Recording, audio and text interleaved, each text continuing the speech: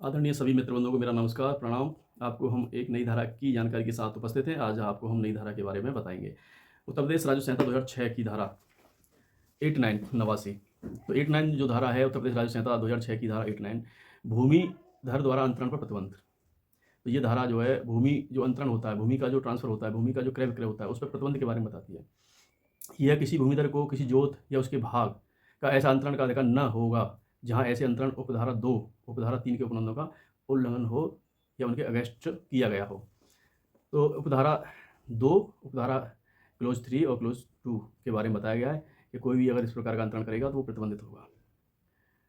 उपधारा 3 close के उपबंधों के अधीन रहते हुए किसी व्यक्ति को किसी संक्रमण भूमिधर वाले भूमिधर से क्रय या दान के द्वारा किसी जोत या उसके भाग को अर्जित करने का अधिकार न होगा, जहाँ ऐसा अर्जन के परिणामस्वरूप अंतरिति भूमि का हकदार बन जाता है। तो ऐसे अंतरिति द्वारा धृत भूमि यदि कोई हो को मिलाकर, जहाँ ऐसे अंतरिति प्रकृति व्यक्ति है उसके परिवार व धृत भूमि यदि कोई हो को मिलाकर उत्तर प्रदेश में 5.0586 हेक्टेयर से अधिक हो जाती है।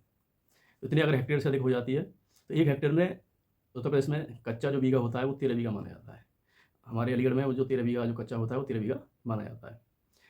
क्लोज 3 में बताया गया है, राज्य सरकार अथवा इस अधिनियम के अधीन इस प्रयोजन के लिए अधिकृत कोई अधिकारी उपधारा क्लोज 2 में विनिष्ट सीमाओं से अधिक किया गया हो किए जाने हेतु प्रस्तावित किसी अर्जन या क्रय की अनुमोदित कर सकता है, यदि ऐसा अर्जन या क्रय किसी राष्ट्रीयकृत firm, company, partnership firm, limited, liabilities, partnership firm, न्यास समिति, भिन्न-भिन्न प्रकार की जो फर्म है उनके बारे में ये बता रहे हैं।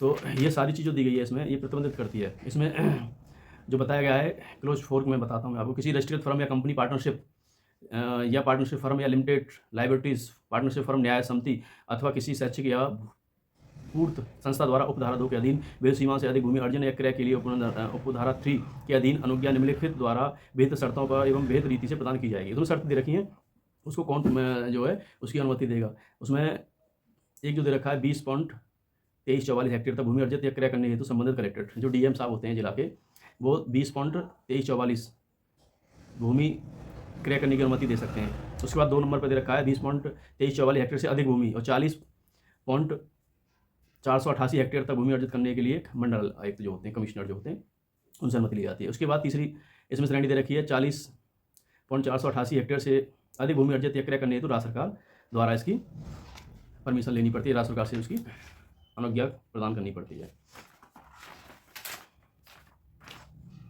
इसमें कुछ अपवाद भी रहे, धारा 89 के कुछ अपवाद ही रहे। धारा 89 केवल विक्रय या दान से के संबंधित से प्राप्त भूमि के मामलों में ही लागू होती है। ये सिर्फ विक्रय या दान या बस यदि अन्य प्रकार की जो होती है उसमें ये लागू नहीं होती है। यदि कोई 5.0586 से अधिक भूमि खरीदता है, अर्जन करता है, किंतु उक्त भूमि संपत्ति धारा 4 क्लोज 14 के यथांतर्गत भूमि की परिभाषा में नहीं आता है। इसमें बहुत सारे क्लोज दे रखे हैं। तो आपसे निवेदन है कि आप जो है 89 धारा के उपबंधों के बारे में समझ गए होंगे और हम आपसे अनुरोध करते हैं हमारे चैनल को आप सब्सक्राइब कर लें, लाइक कर दें, शेयर कर दें। अगली एक नई जानकारी के साथ हम आपको बताएंगे। उत्तर प्रदेश राज्य संहिता की अगली जो धारा है उसके बारे में हम आपको बताएंगे। आपसे अनुरोध है। जय हिंद, जय भारत।